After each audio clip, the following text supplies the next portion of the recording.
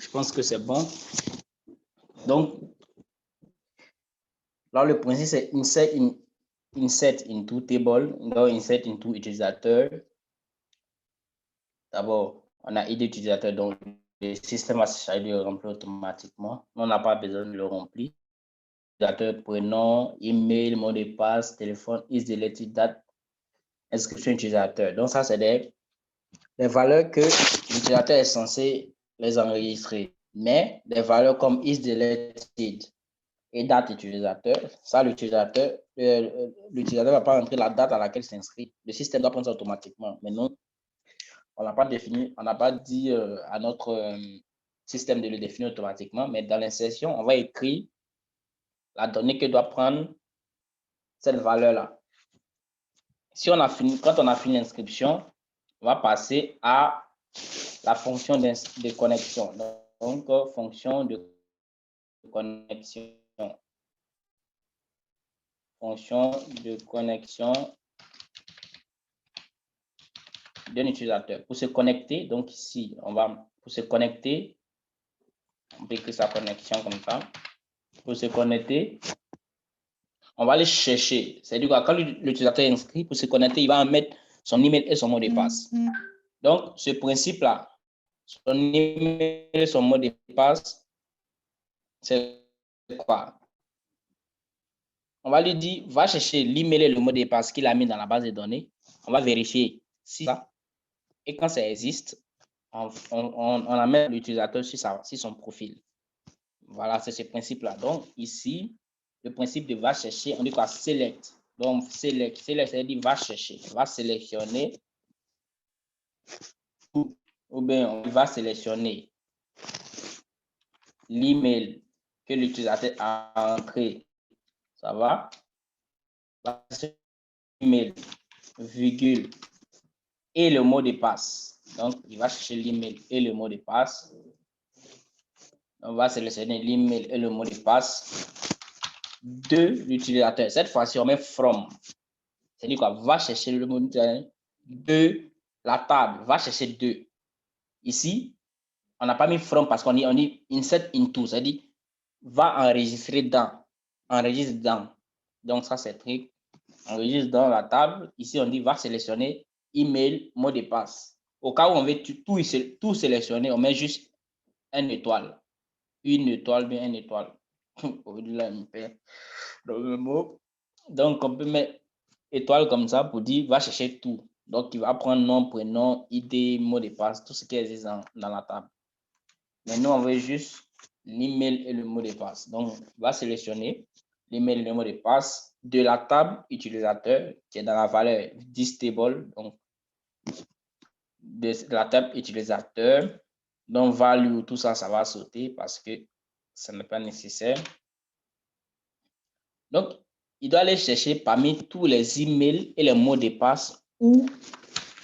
Donc, ça, c'est pratiquement de l'anglais. Hein. Va chercher l'email et les mots de passe de la table où. C'est bon, l'email que l'utilisateur va entrer. Donc, où ces valeurs-là. Donc, cette fois-ci. Où ces valeurs-là.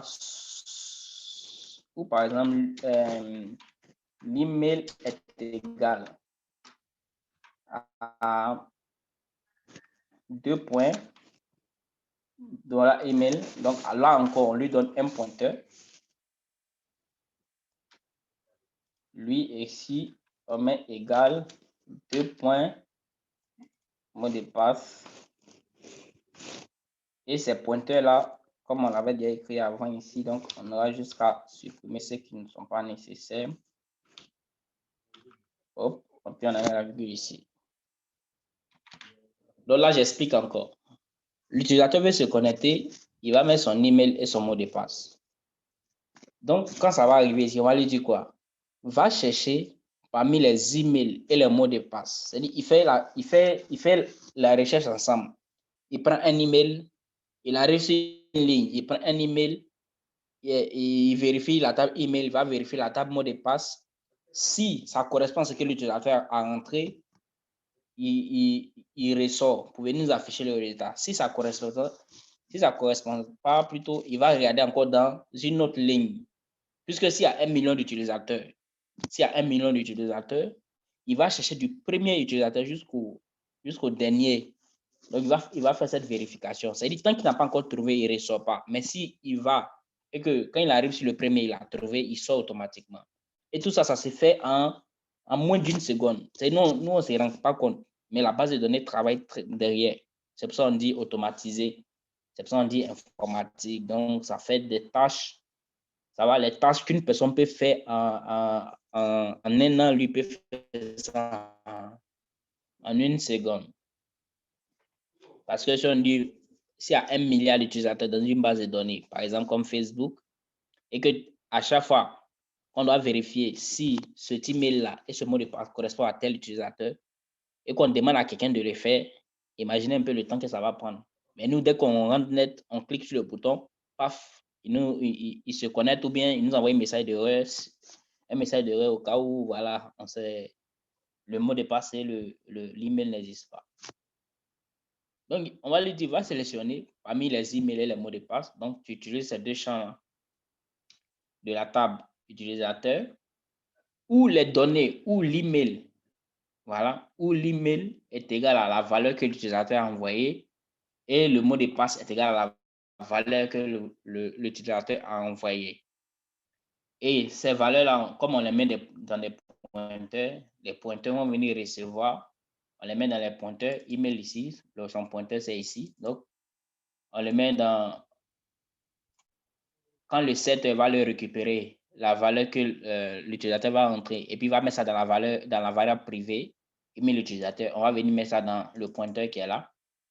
Également, le mot de passe, quand ça sera récupéré par le set et mis dans la variable privée, ça va venir dans le pointeur qui est là. Voilà, donc pour se connecter, c'est un peu ce principe-là. Après, une fois qu'on est connecté, on peut récupérer les informations de l'utilisateur. Donc ici, fonction de récupération.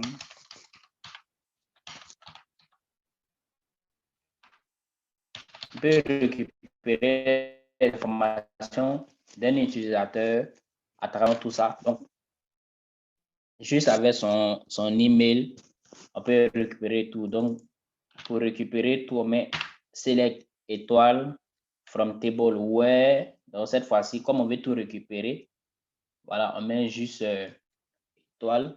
Et comme on veut récupérer juste, comme on veut récupérer avec juste le mot de passe, donc, on garde juste le mot. L'email, on garde juste plus l'email, voilà. Les informations, c'est à travers, on va utiliser juste son email pour récupérer. Par exemple, quand il va finir ça, il va finir de se connecter. Quand on va vouloir afficher son nom, on va vouloir afficher son prénom, etc. On va aller vérifier encore dans la table avec son email et puis récupérer toutes ces informations pour les afficher. Quand on a fini avec tout ça, on peut modifier un utilisateur. Donc, fonction de modification d'un utilisateur. Donc, ici, on a mis connexion. Copier-coller, mais ici, les fonctions ne doivent pas être les mêmes choses. Hein. Ici, c'est fonction de connexion. Ici, c'est fonction de récupération, puis de lecture. Donc, il y a mes lecture. Il y a mes lecture utilisateur pour lire ces informations. Lecture utilisateur, modification utilisateur. Voilà. Donc, pour modifier les informations d'un utilisateur, on va supprimer tout ça. Bon, on aurait pu garder juste la table. Hein. Je vais supprimer tout ça. Voilà. Bon, le where aussi peut rester. Donc, ça. Donc pour modifier l'utilisateur, on va dire update. Ça va. Update from, c'est-à-dire modifie la table utilisateur. Ça va. Ou bon, from update plutôt. On enlève le from là. Update utilisateur. Donc, modifie l'utilisateur, la table utilisateur avec les valeurs suivantes. Donc, définir ces valeurs-là. Dans l'utilisateur, on met 7 comme ça. On met tout en majuscule. Donc, modifie. Tout ça, c'est des choses que vous allez comprendre si très souvent vous travaillez là-dessus. Donc, update this table, donc modifie la table utilisateur. Et l'utilisateur peut décider de modifier son nom, son prénom. Donc, je vais copier encore tout cela, que c'est important. Donc, je vais coller, puis on va les parcourir un à un. Donc, modifie la table utilisateur, ça va, et donne au champ utilisateur qui est dans la base de données la valeur du nom d'utilisateur, comme ça. Après, on peut modifier le prénom. Après, on peut modifier la profession.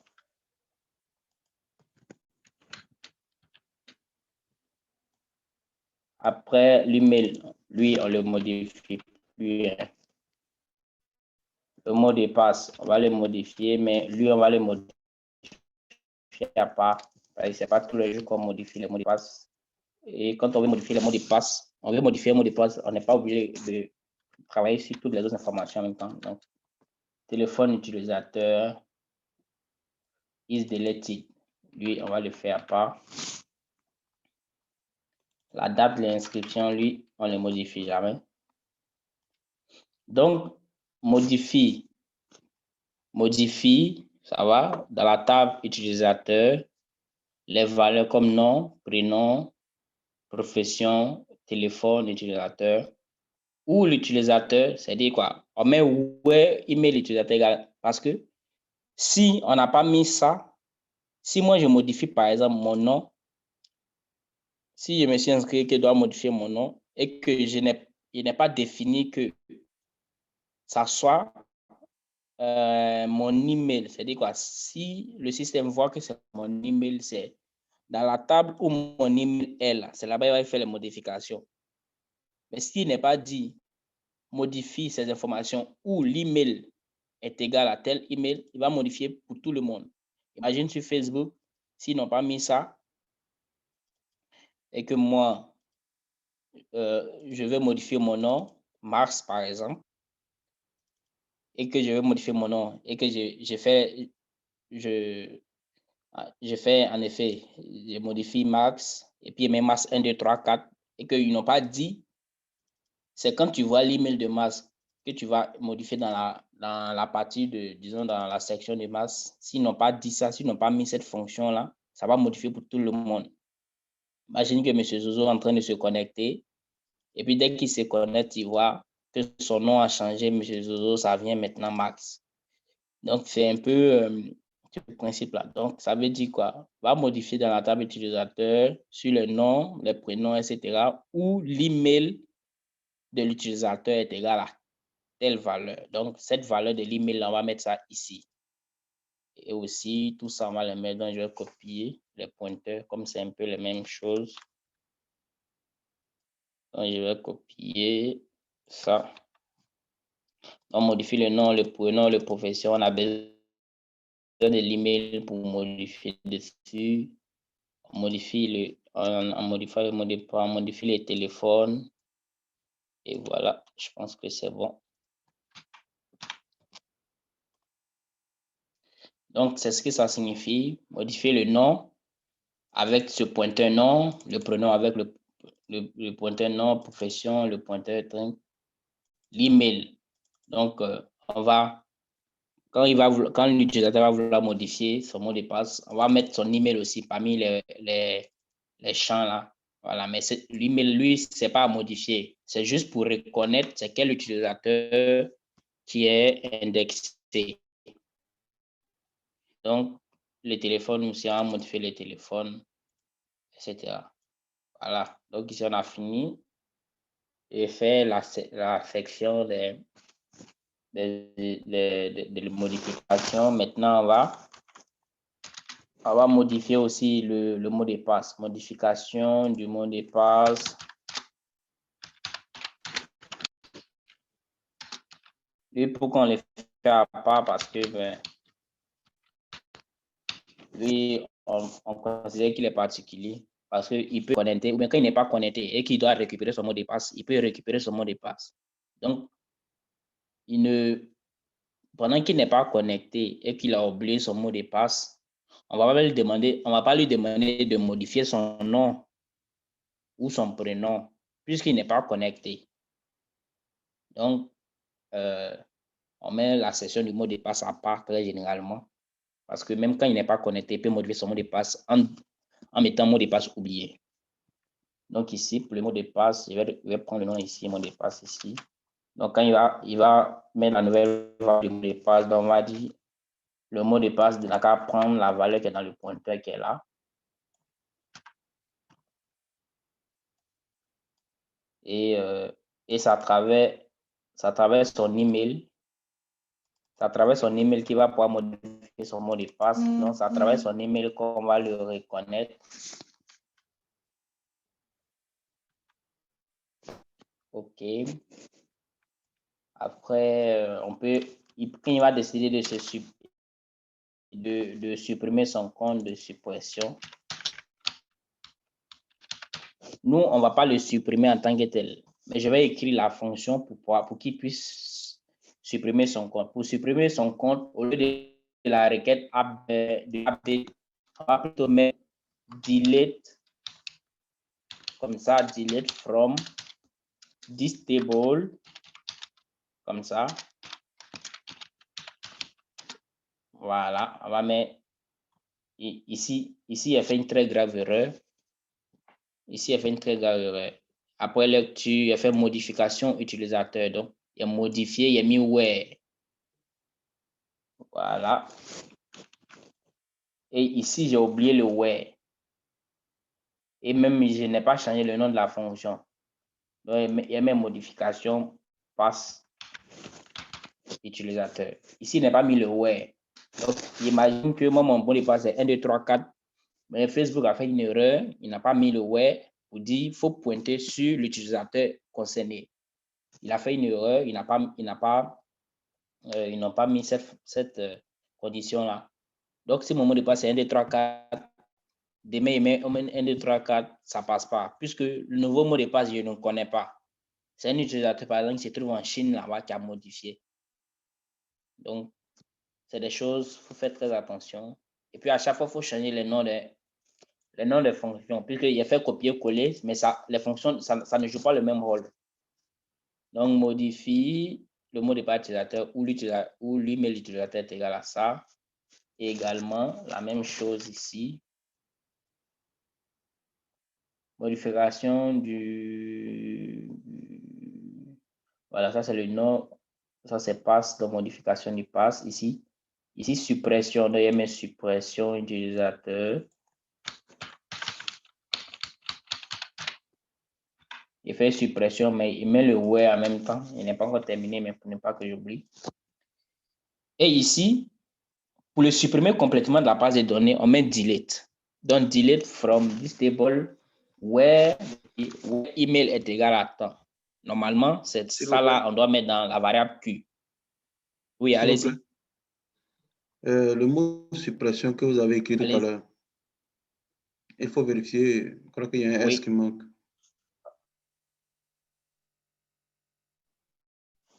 Ok, merci. Non, c'est tout à fait en bas. Même tout à fait en ici bas. aussi, c'est suppression. Comme ça, c'est bon? Voilà. Et aussi, formateur, merci bien. Formateur, s'il te plaît, dans la fonction où tu as mis, comment dirais-je, fonction de suppression, le deuxième, c'est la suppression d'un utilisateur. Ce n'est pas le mot de passe. Hein. La fonction de suppression. Ok, suppression d'un utilisateur. Merci bien. Merci bien. Et donc, ici, pour le supprimer carrément, C'est-à-dire quoi? Si on fait ça, on ne va plus voir les informations de l'utilisateur. Mais nous, malgré que l'utilisateur décide de quitter notre plateforme, nous, on veut quand même garder ces informations. Donc, pour garder ces informations, on ne va pas faire la fonction standard de suppression, delete from, etc. On va plutôt mettre son état de isDelete ici là à 1. Donc, quand il va supprimer, on le met à 1. Donc, updatable, voilà, isDeleted. Nous, on peut le mettre directement ici dans cette fonction. On peut le mettre à 1. Et donc, where email est égal à temps, donc, où l'email est égal à temps. On aurait pu, on aurait pu ne pas mettre 1 ici, mais donner un pointeur ici, mettre un pointeur ici, et cette valeur 1 là, on va le donner dans le contrôleur. Mais je pense que ici, c'est quand même mieux, mais bon, je vais quand même laisser cette,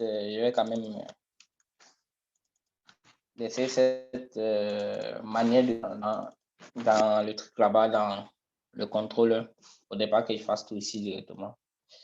Pour que le contrôleur puisse vraiment jouer son rôle. Donc ici, isDelete. Donc, quand on va vouloir supprimer l'utilisateur, on va lui donner une valeur 1 dans isDelete.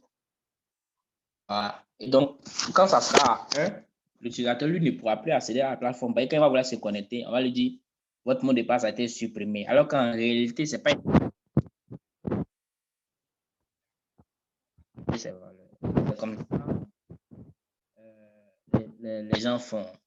Si moi, je décide tout de suite de supprimer mon compte Facebook, en réalité, mes informations, Facebook les a toujours. OK. Après, nous, on peut décider de sélectionner tous les utilisateurs. Donc, on peut décider de sélectionner, d'avoir tous les utilisateurs. Si on veut afficher tous les utilisateurs qui sont dans nos systèmes, ça, c'est l'administrateur qui peut faire ça. Donc, pour sélectionner tous les utilisateurs, je vais écrire la fonction en haut ici. Sélectionner tous les utilisateurs. Fonction de sélection de tous les utilisateurs. Tous les utilisateurs. Donc ici, MS Select. Donc, il faut sélectionner toutes les valeurs. Donc, select all, comme ça, c'est dit sélection. All sélection étoile. Donc, sélectionne. En fonction de sélection. OK. Ça, c'est. Merci, mais ça, c'est mon clavier qui me joue à tout. Donc, on veut sélectionner toutes les infos. Si on va enlever connexion, on va mettre soit get utilisateur, par exemple, pour prendre tous les utilisateurs. Donc, sélectionne tous les utilisateurs de la table utilisateur. Là, on ne va pas mettre parce que on ne veut pas prendre un utilisateur spécifique. On veut le monde. Donc, le n'a pas son rôle à jouer puisque il n'y a pas de pointeur qu'on doit mettre. Donc, après, je vais expliquer après tout ce qui est prepare, tout ça. On utilise une méthode PDO. Donc, PDO, c'est une manière d'utiliser MySQL. Donc, quand on fait une requête, on prépare la requête. Préparer la requête, c'est pas de l'injection, c'est-à-dire il n'y a pas du piratage. Donc, la méthode prépare permet de savoir si il y a du piratage. Et au cas où ils ont remarqué des informations inhabituelles, c'est-à-dire de l'injection, parce qu'il reconnaît quand il y a une injection. Au cas où il y a une injection, il va retourner une erreur. Donc, il va préparer la requête là. Donc, il va préparer select all from all. Au cas où il n'y a pas d'erreur, il va exécuter. Quand il y a une erreur, il n'exécute pas. L'exécute là, c'est pour dire qu'il faut exécuter la requête. Donc, quand il y a des valeurs, il y a les pointeurs. C'est-à-dire, exécute la requête avec les pointeurs qui sont là, qui ont été définis Donc ici, par exemple, on va demander exécute, ça va, exécute la requête avec les valeurs qui sont dans ce tableau-là. Le RE, c'est un tableau, donc définir un tableau d'information. Donc, exécute ça avec les informations du pointeur qu'on a fini ici. Et donc, là, on a fini d'écrire les requêtes. On a fini d'écrire les requêtes, voilà, possibles sur un utilisateur. Voilà. Et là, est-ce que vous avez des questions?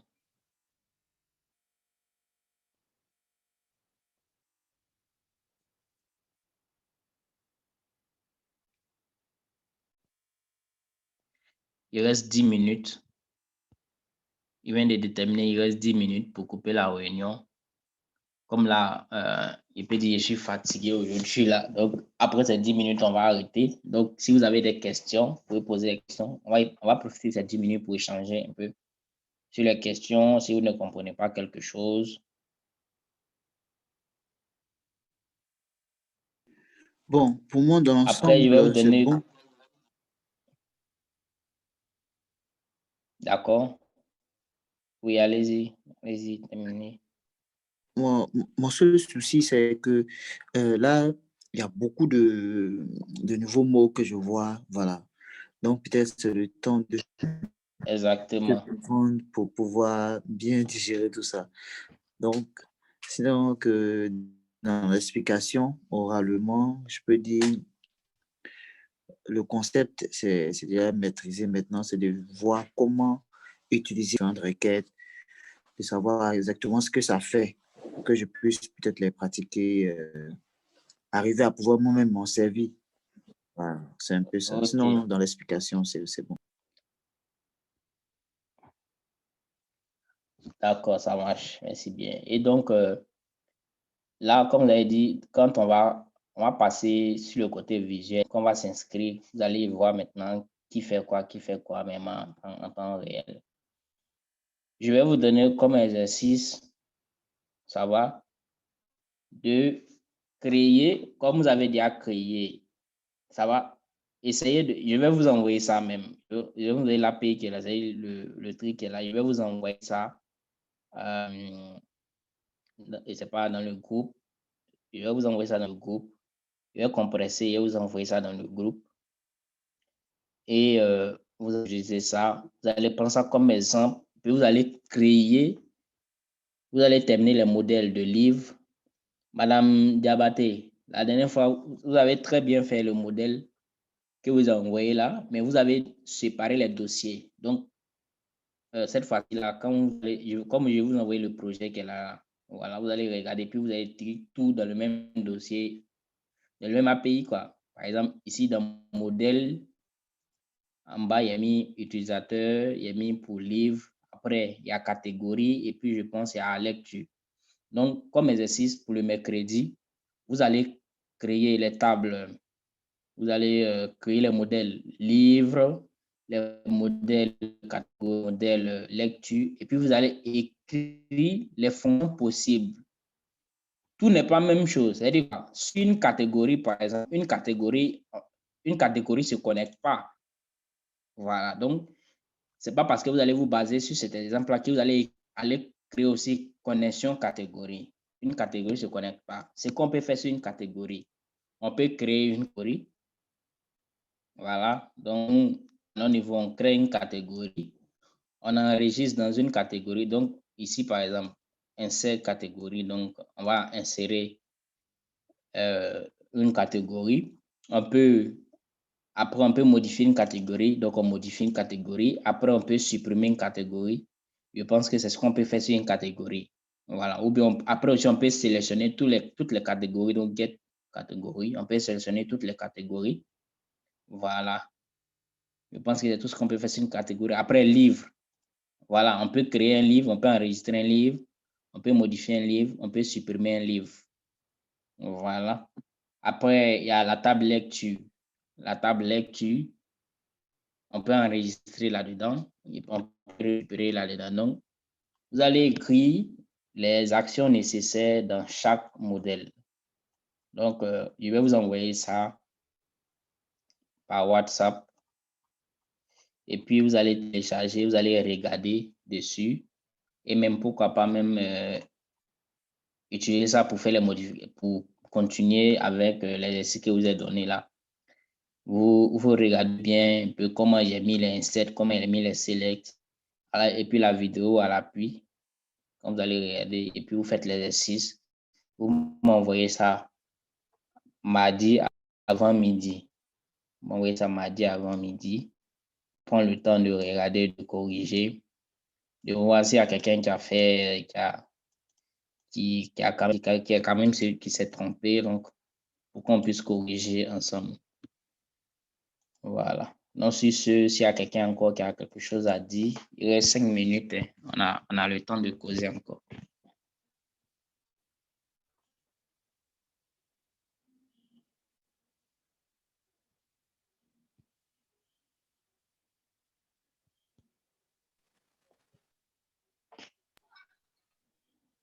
Bon, formateur, excusez-moi si je t'interviens encore. Oui. Voilà. En fait, non, ne vous en faites pas, ça c'est normal. d'accord. Concernant, je peux dire la progression pour chacun.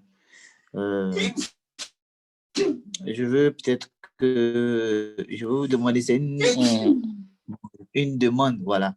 Parce que nous tous, on n'a pas vraiment le même niveau en programmation. Et moi, en particulièrement, je parle de mon cas parce que c'est maintenant que je commence à me familiariser avec certaines notions. Et c'est que j'aurais besoin d'un peu plus de temps. Parce que moi, ce que je fais actuellement, je reprends les choses pas à pas. C'est-à-dire tout ce qu'on a déjà vu. Quand je suis là, quand j'ai le temps, je reprends un à un pour essayer d'assimiler.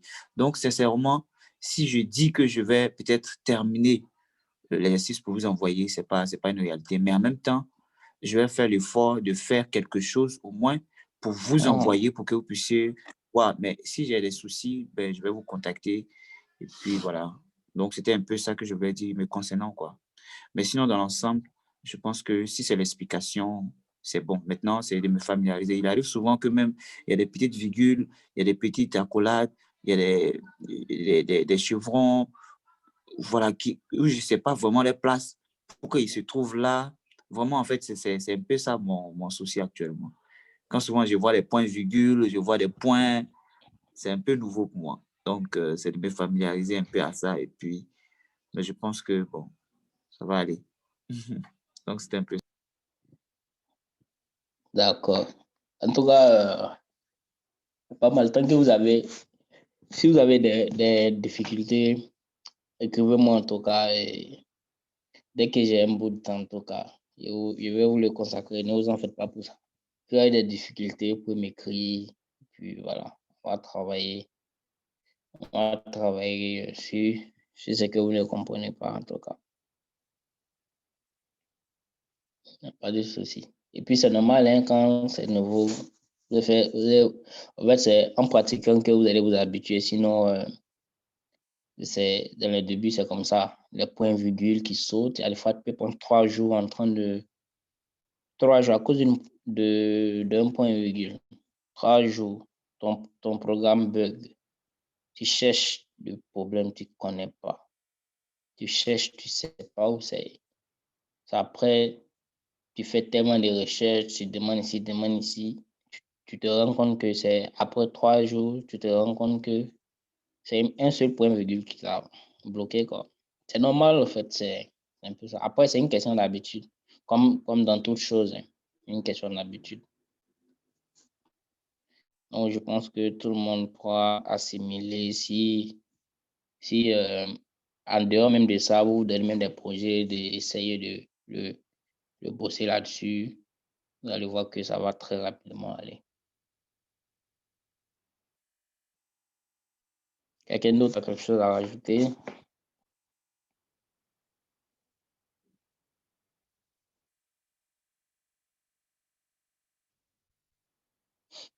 D'accord. Donc là, comme il reste 1 minute, je pense que on va s'arrêter là pour aujourd'hui. Je vais essayer de vous envoyer la vidéo et puis de compiler l'API qui est là. Il peut vous envoyer par WhatsApp. Voilà. Et puis, voilà. N'oubliez pas de faire l'exercice. Merci beaucoup. Et puis, on s'attrape. Ciao, ciao. Merci beaucoup. Bonne nuit. Bonne nuit, je vous en prie. Merci. Merci à toi. Merci. En tout cas, grand merci à vous. Je vous en prie. On est ensemble.